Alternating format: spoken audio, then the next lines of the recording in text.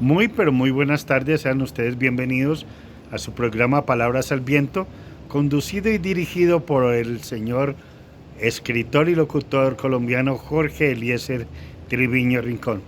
Hoy tenemos una invitada especial, una escritora que debuta en las letras con uno de sus libros. Ustedes ya se darán cuenta de qué tipo de libro es, qué clase de escritora y frente a qué clase de mujer estamos. Me encanta tener a Amparo Orozco aquí frente a Palabras al Viento para que nos cuente inicialmente de su vida. Bueno, Amparo, muy pero muy buenas tardes. Estamos en el programa Palabras al Viento y quiero que le cuente a nuestra audiencia que va a oírla por Ecos Poéticos de México y por Conciencia Top News de la República Argentina. Además, en YouTube va a ver la entrevista que le hicimos. Amparo, bienvenida a Palabras al Viento y cuéntenos inicialmente de dónde es usted, Amparo. Buenas tardes, amigo Jorge Eliezer, un gran periodista como lo conozco. Le agradezco la invitación.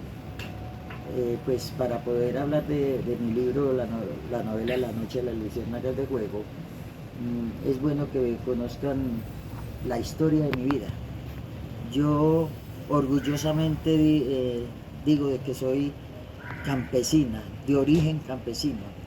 Entonces, toda una vida de recuerdos traigo desde mi niñez, porque nací en una de las veredas del eje cafetero, Santuario Risaralda, la Celia Risaralda, todos esos lugares pues los viví como experiencia propia de niña, que me gocé todos esos paisajes tan hermosos del campo, y eso me inspiró a guardar recuerdos y que luego pues se escriben aquí en esta novela Las Luciérnagas de Juego. Nací, como les dije, en el eje cafetero, en un municipio, un pequeño poblado, y luego pasé a otro pueblo, Pueblo Rico, Risaralda. Pocos fueron los recuerdos porque muy pronto llegué al oriente de Caldas, Samaná Caldas. Allí empecé mis estudios de primaria, de secundaria, luego con el paso de los años, 4 años, después de estar en secundaria, pasé al convento de las hermanas Vicentinas, o de la Presentación, no recuerdo, de Fresno, Tolima. Salí de allí, ya incursioné y viajé a Cali, donde aprendí tengo muchos recuerdos de esa ciudad que me dejaron muchas experiencias y me formaron en el pensamiento crítico y analítico.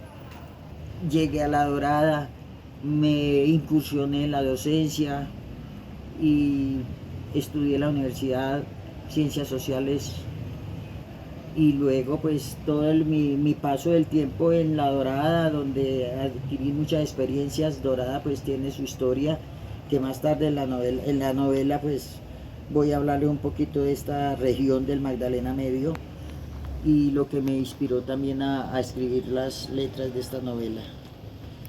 Hasta ahora que estoy acá ya en Manizales, ya prácticamente en mis años ya de descanso, y me he dedicado ya a escribir.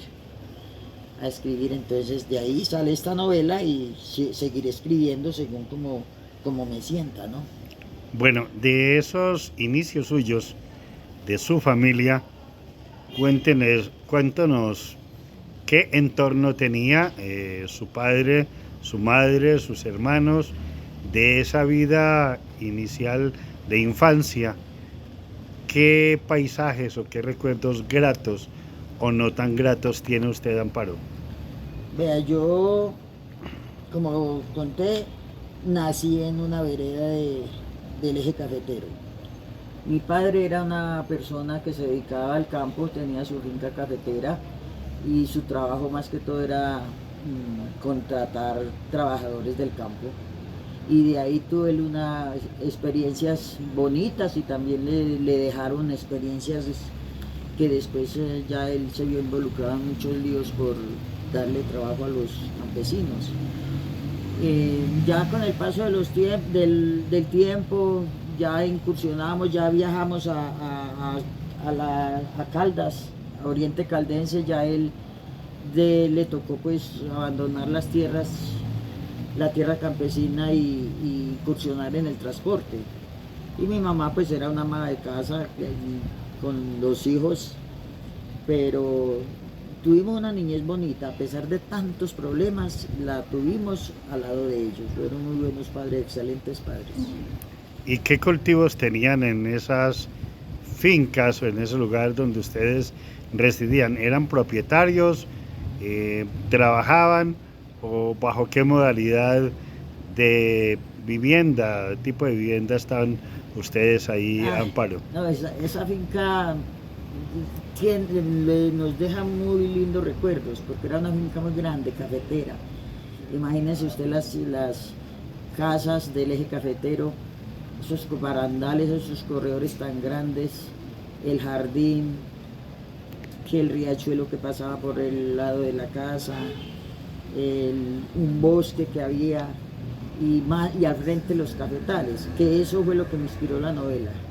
Y imagínese usted en las noches adornadas por ese paisaje tan lindo como se veía con las luciérnagas de noche, volando por todos los alrededores.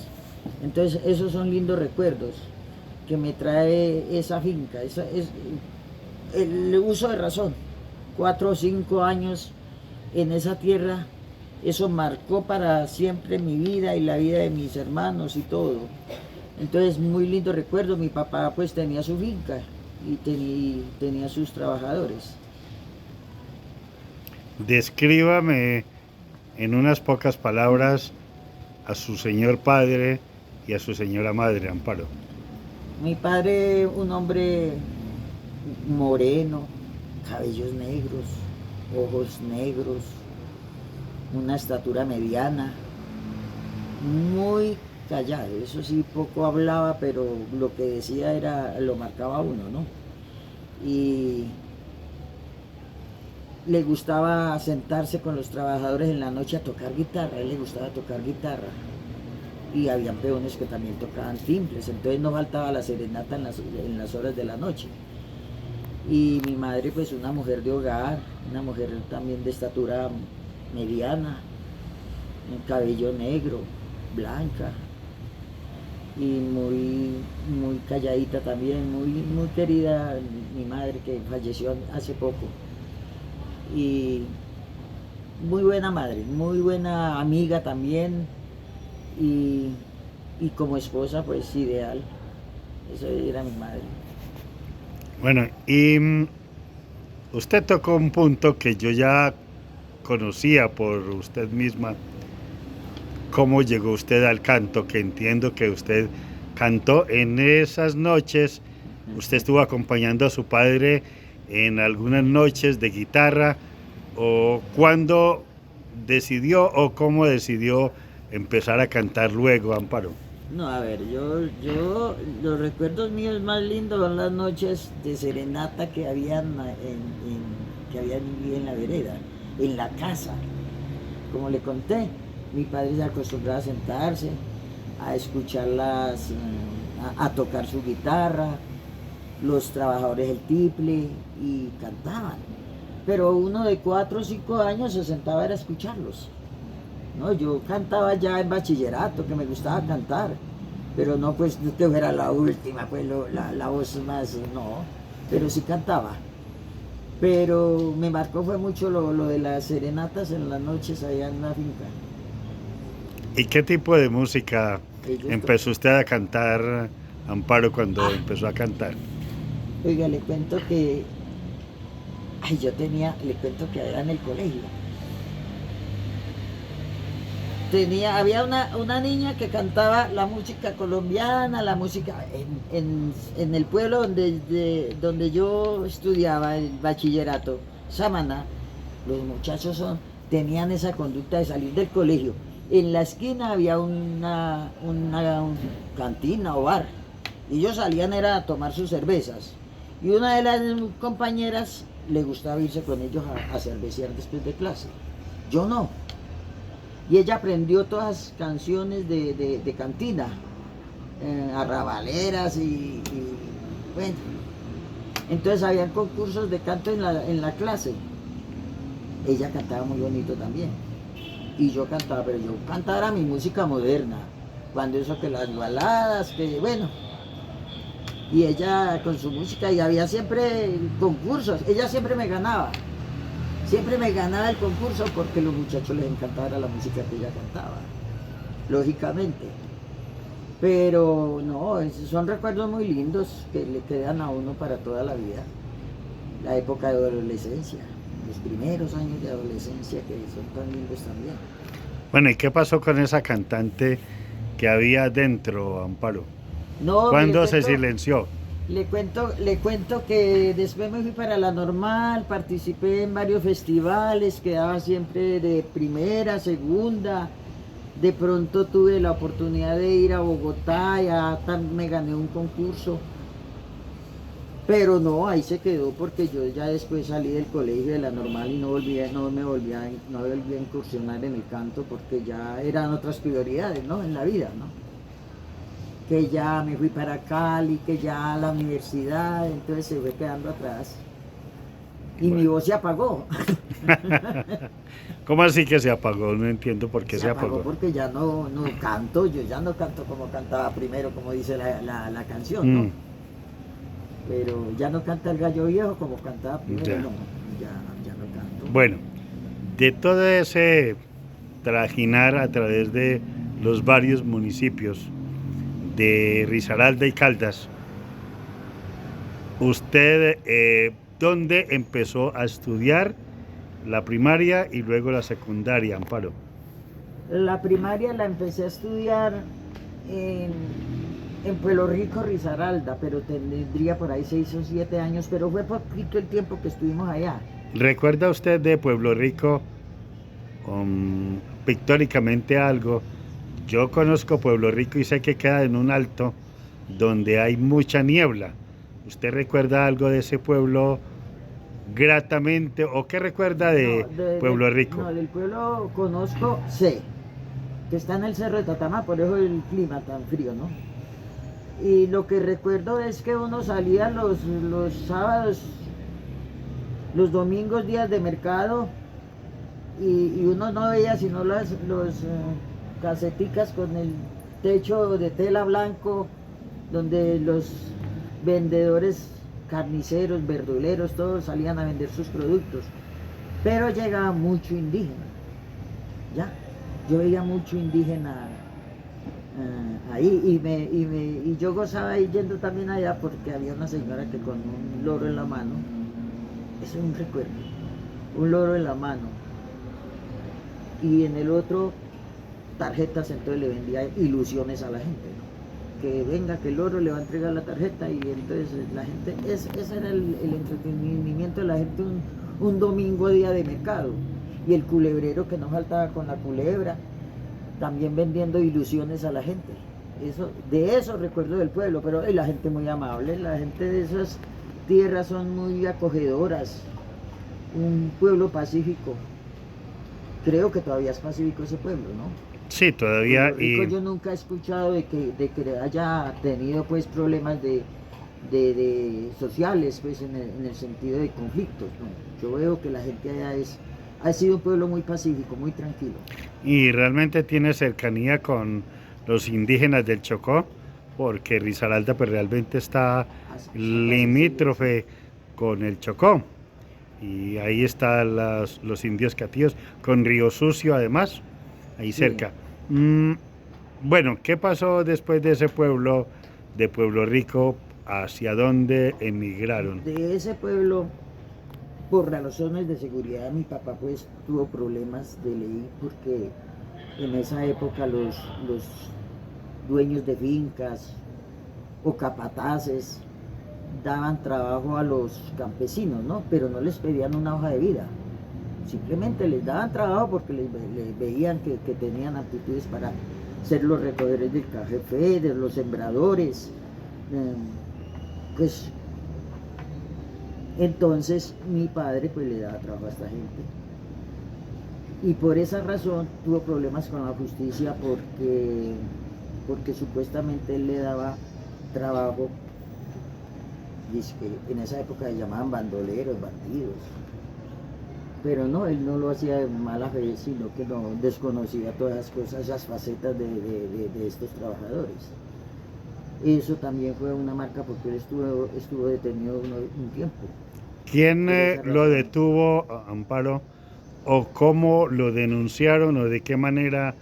No, lo que pasa es que tengo entendido que hubo una redada en ese momento y como para detener personas que le dan trabajo a campesinos que estaban involucrados con esos grupos al margen de la ley, que cuando eso les llamaban bandoleros, chusmeros. Y así le pasó a muchos dueños de fincas y capataces. Entonces, pues el ejército sé que lo fue y lo detuvo en una madrugada y lo sacó de la casa. Pero ¿Qué sintió usted o qué pasó en ese momento de la detención? ¿Cómo marchó su hogar después de que su señor padre fue detenido? Eso fue un tiempo muy duro. No, pero estábamos muy pequeñas, yo tendría que unos 8 años, 8 o 7 años. No, económicamente todo se fue abajo porque papá era el que proveía la casa. Pero fueron tiempos muy duros, nos tocó irnos ya para Pueblo Rico porque a mi papá lo detuvieron en una vereda de Apia Risaralda. La María, no sé si usted conoce ese. Sí, es una parte más bien como un valle que queda la María, donde hay unos balnearios ahora por sí, ese sector. Ahí había, cuando llegamos a esa finca, era una cantidad de cebollales, ¿ya? Ahí detuvieron a mi padre. Pero después, a raíz de ese problema, nos fuimos a vivir a Pueblo Rico. ¿Cuánto tiempo estuvo detenido su señor padre y de qué manera logró salir de ahí, Amparo? Yo le pongo un año, año y medio, ¿no? O meses, no estaba tan pequeño. Bueno, pero entonces se comprobó que él no tenía nada que ver con grupos ilegales, por esa razón. ¿Le resarció a la justicia en algo esa detención? Cuando eso no se utilizaban esas prácticas para uno demandar al Estado por esas razones, ¿no? Bueno, entonces, ¿y qué pasó entonces? ¿Para dónde se fueron, Amparo, luego de Pueblo Rico? Sí. En Pueblo Rico pues nos tocó vivir un tiempo muy duro porque mi papá no estaba, mi papá estaba detenido. Pero después nos fuimos para Samaná Caldas, un tío nos llevó a vivir allá. Y bueno, nos llevó para Norcasia un tiempito y luego para Samaná Caldas y allá vivimos. Llegué más o menos en el 63 allá, tendría yo unos 8 o 9 años. Y allá hice la parte de primaria y hasta el cuarto bachillerato. Descríbanos a Samaná un poco, Amparo. Samaná es un municipio, cuando yo vivía allá era un poblado pequeño, ahora está muy bonito, muy crecido, se ha desarrollado mucho, pero era un pueblo pequeño, calles estrechas, lo normal, que la iglesia en la plaza principal, casas de modelo colonial, muy grandes, montañoso, mucha montaña, rodeada de montañas. Y prácticamente, y lo más importante, la gente muy acogedora, muy querida. No tengo nada más que decir de Samaná, la gente sobre todo muy querida. Bueno, entonces me dice que terminó bachillerato ahí. No terminé bachillerato, no. Hasta el cuarto bachillerato. Ya. Porque después me fui interna para el Fresno Tolima con monjas. No me acuerdo si eran vicentinas o de la presentación. Bueno, ¿y por qué? Sí. Porque mi papá le dio, porque por decir de que yo me acuerdo que mi papá nos dijo a mí y a otras 2 hermanas. Las voy a llevar internas para el colegio de María Auxiliadora de Fresno, con monjas. Y yo lo miré. Yo no he sido como muy de iglesias, a pesar de que yo cantaba en los coros allá en Samaná, cantaba en los coros de la iglesia. Pero no los llevo para que sean monjas, sino para que sean docentes, que ustedes quieren ser docentes. Y sí, fue así. Y allá hicimos la normal, 2 años internas. Bonitas experiencias porque a las monjas les debo los principios y valores que uno recibe de ellas, ¿no? Uno en la vida tiene cierta clase de personas que va encontrando en todos sus ciclos. Y ese fue un ciclo muy bonito porque de ellas aprendí esto. Es como un profesor de secundaria, de 4º bachillerato, 3º bachillerato en Samaná, que era profesor de sociales. Ahí empecé a conocer lo que era la historia de Colombia. Él trataba de hacer las clases de una manera crítica, pero ahí aprendí muchas bases sobre la historia de Colombia. ¿Ya? Lo que me marcó la historia de la violencia en Colombia fue porque se la aprendí a un joven en Cali cuando ya me fui para Cali, que después le cuento quién era él. Entonces, pero allá en Samaná, bonitos recuerdos, y la normal también. Salí de la normal y a los meses, eso fue en el 73, a los meses ya estaba en el 74 en Cali, año 74. Es así que ahí fue donde ya me fui formando en un sentido crítico y analítico, aunque ya era contestataria secundaria. Yo no me quedaba callada ante las injusticias, pero en Cali aprendí mucho. Cali me dejó muchas lecciones. Me marcó un joven. Bueno, ya hablaremos de eso ahora. Hay una pregunta que quiero hacerle y creo que tiene mucha importancia además en este momento, y es el abandono por parte del Estado colombiano de la enseñanza de la historia. ¿Qué piensa usted de...?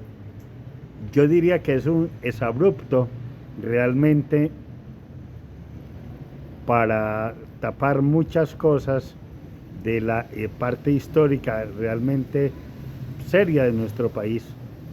¿Qué piensa usted de ese tipo de decisión que tomó el gobierno colombiano con respecto a los jóvenes, a no darles educación de ese tipo, de historia? Se está hablando, se ha venido planteando la posibilidad del Estado sacar la historia de los colegios y universidades, ¿no? Sí. Pero eso tiene un sentido. Es que ellos, cuando encuentran profesores que de verdad enseñan la historia como debe ser, a ellos no les conviene que se le deja conocer el joven de lo que ha sido la clase política colombiana, las élites, en el manejo, mejor dicho, escriben la historia a su conveniencia. ¿Ya? Sí, ¿y qué tanta libertad tiene un maestro en nuestro país con respecto a la forma en que debe dictar las clases a los jóvenes, a los niños? No sé, en su época. En mi época siempre era un problema. Aunque pues uno trataba de dictar sus clases, yo las trabajaba como teatro, ¿ya? Las de sociales, porque yo soy licenciada en esa área de sociales, historia y geografía. Y uno a veces trataba de dar sus clases a través de teatro. Entonces como una especie de como tratando de dar a conocer la realidad, pero de una forma que no se viera como tan de frente, porque podía tener unos problemas. Pero yo tuve una experiencia, por ejemplo, yo no he sido buena para el inglés.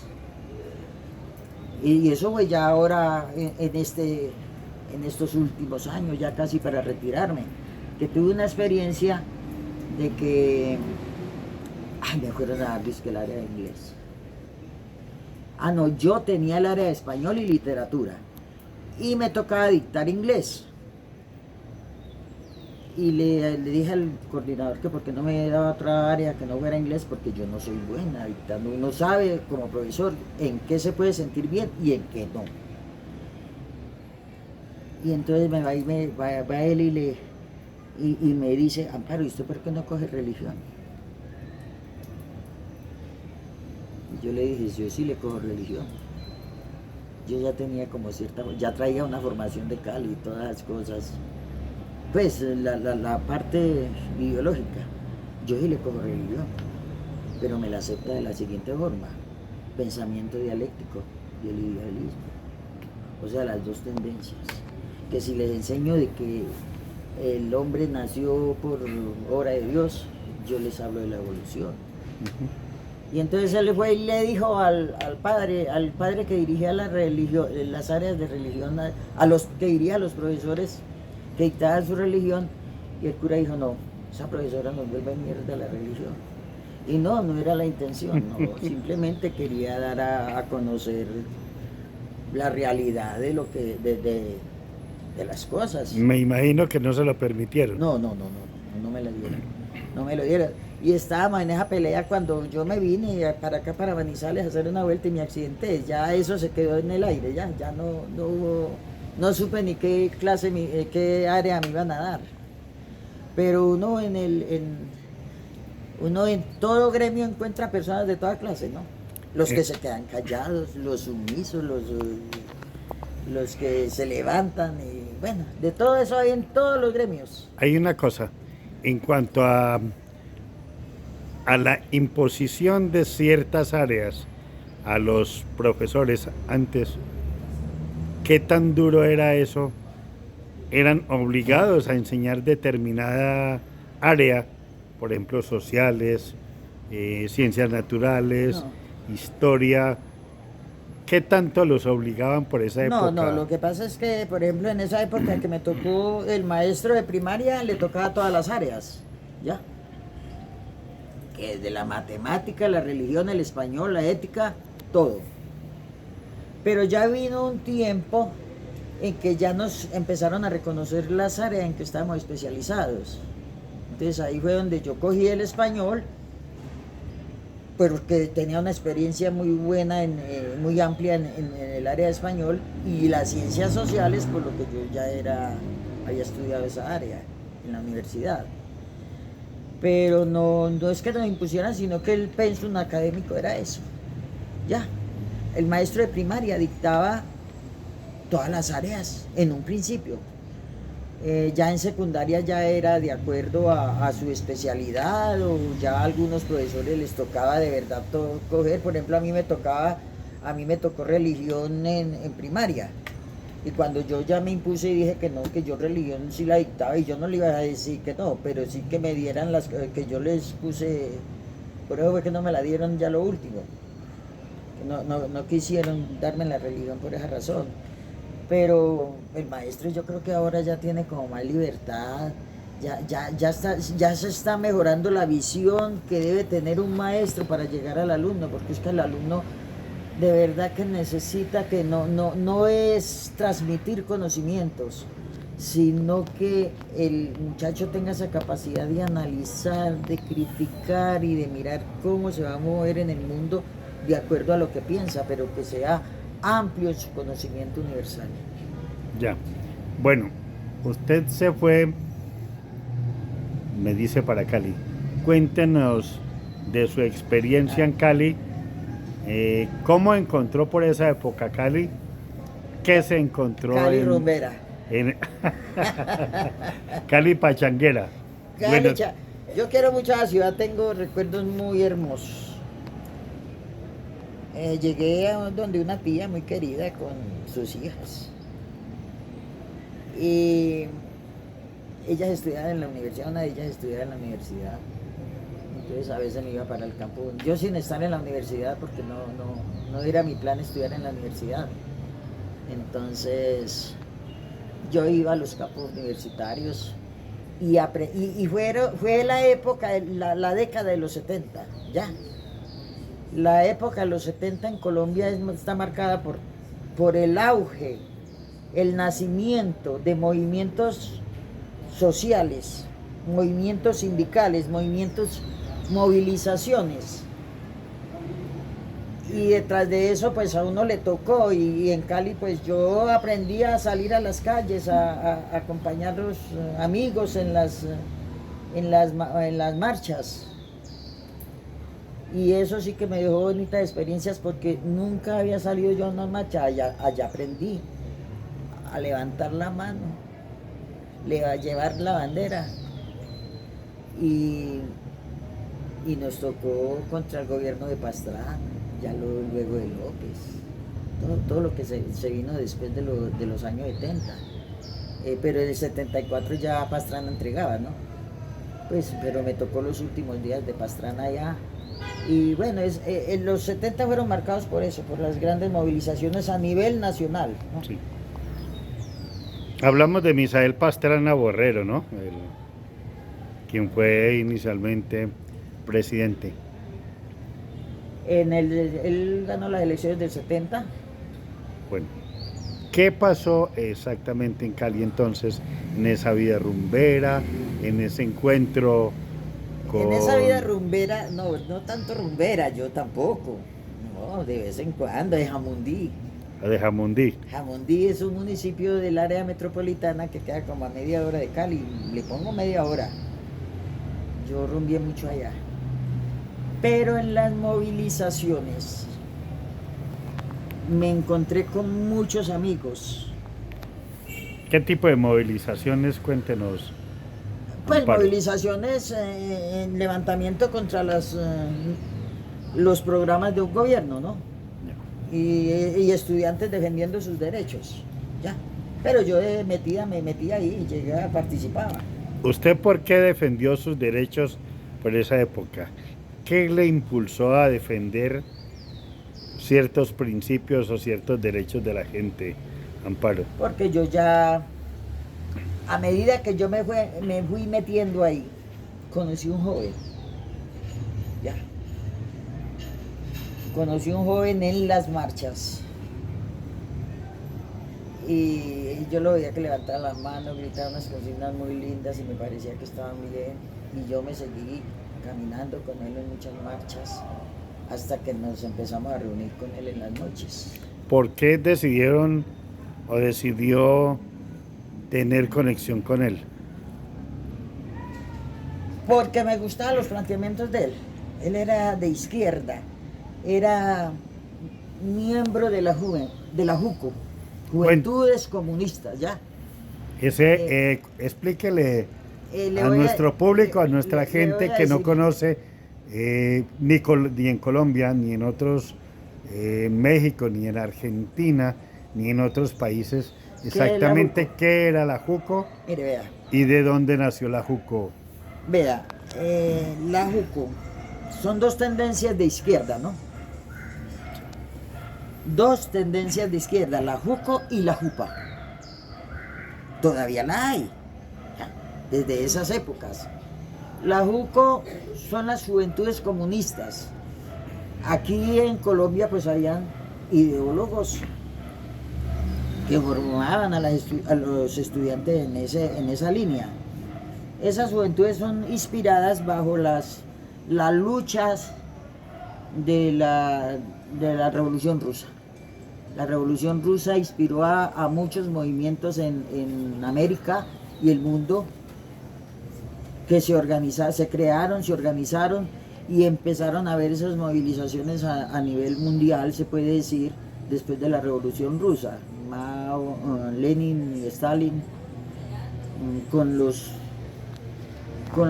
la ideología marxista-leninista. ¿Qué lecturas tuvo usted para haber llegado a estar dentro de esas movilizaciones de izquierda, Amparo?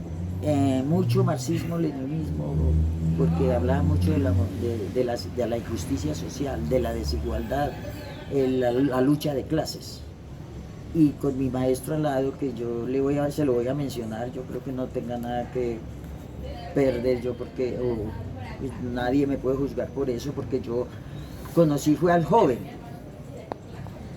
Guillermo León Sáenz. No sé si usted sabe quién es Guillermo León Sáenz. pero lo conocí joven, muy joven. Ilústre a la gente quién es él. Vea, yo lo conocí como un joven, yo tendría unos 19 años en Cali, en esas movilizaciones. Lo conocí y seguí reuniéndome con él para escucharle sus charlas. Él era un joven de unos 25 años, un caballero, y lo recuerdo con mucho cariño. Yo sé que mucha gente de pronto no va a estar de acuerdo con eso, pero yo conocí al joven. No conocí a Alfonso Cano, como Alfonso Cano. Lo conocí como Guillermo León Sáenz. Y guardo los más lindos recuerdos de él como persona.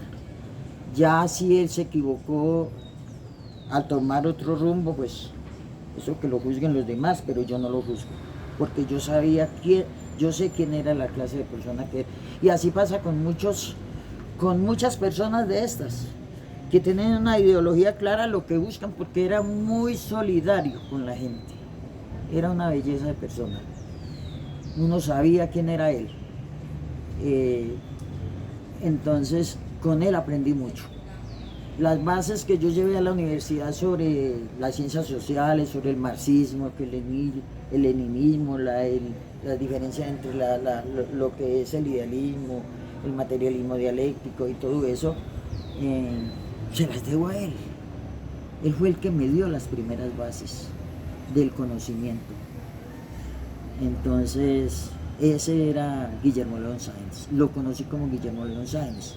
Me sorprendió cuando a finales del 74, porque yo lo conocí por ahí en marzo del 74, fuimos muy buenos amigos, muchas charlas, de salir por ahí a tomarnos un café. Me sorprendió cuando una vez en los medios radiales, como para un noviembre del 74, un día de noviembre del 74, Guillermo León Sáenz, alias Alfonso Cano, es el nuevo comandante de las FARC. Y lo más chistoso es que él y yo habíamos conversado meses anteriores de que yo tenía planes de irme para Rusia, porque ese era un propósito que tenía mi padre conmigo, de mandarme a Rusia. Y él también tenía viaje para Rusia. Y la despedida con él fue: en 6 meses nos vemos en Moscú. Y en 6 meses fue que se fue para allá. Me sorprendió mucho. Pues no volví a saber nada de él, hasta que supe que lo asesinaron, que me dolió mucho la muerte de él.